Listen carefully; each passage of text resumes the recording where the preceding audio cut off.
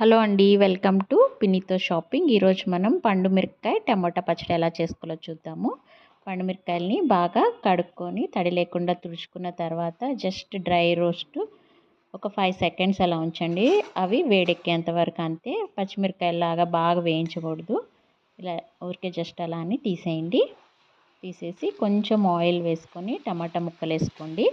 టమాటా ముక్కలు వేసుకున్న తర్వాత బాగా ఇలా ఒకసారి మధ్య మధ్యలో తిప్పుకుంటూ ఉడకబెట్టుకోండి.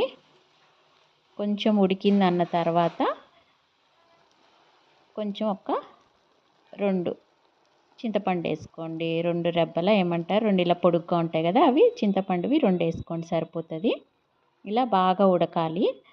మీరు నిల్వ ఉంచుకోవాలనుకుంటే మాత్రము ఇంకా కొంచెం కలర్ చేంజ్ అవుద్ది కదా, డార్క్ పింక్ టమాటా డార్క్ పింక్ అయ్యేంత వరకు ఉంచుకోండి. నేనైతే ఇక్కడితో ఆపేస్తున్నాను.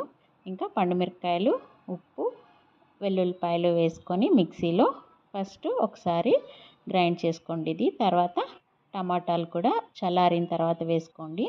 మీరు నిల్వ ఉంచుకోవాలనుకున్నప్పుడు అంత ప్రాసెస్ పర్ఫెక్ట్గా ఫాలో అవ్వండి, అప్పుడే కరెక్ట్గా ఎక్కువ రోజులు ఉంటుంది. ఇప్పుడైతే నేను తొందరలో ఉన్నాను, అట్లే వేసేసాను, మిక్సీ వేసేసుకున్నాను. తర్వాత ఇది నేను ఆవ నూనెలో తాలింపు వేస్తున్నాను. మీరు శనగ నూనెలో అయినా వేసుకోవచ్చు, గ్రౌండ్ నట్ ఆయిల్, అది కూడా బాగుంటుంది. జస్ట్ ఆవాలు, జీలకర్ర, పసుపు వేసాను. మీరు ఇంకా కరివేపాకు, ఎండుమిరపకాయ, ఇంగువ అవన్నీ వేసుకోవచ్చు. అవన్నీ వేసుకొని ఇది మనము రుబ్బి పెట్టుకున్నాం కదా పండుమిరపకాయ టమాటాలు, అది ఆ పేస్ట్ వేసుకొని తాలింపులో వేసుకొని ఒకసారి జస్ట్ ఒక 5 సెకండ్స్ ఉంచి ఆపేసేయండి. మీరు నిల్వ ఉంచుకోవాలనుకుంటే వేడి మీద వేసుకోకూడదు, చల్లారిన తర్వాత వేసుకోవాలి. అంతే, రెడీ.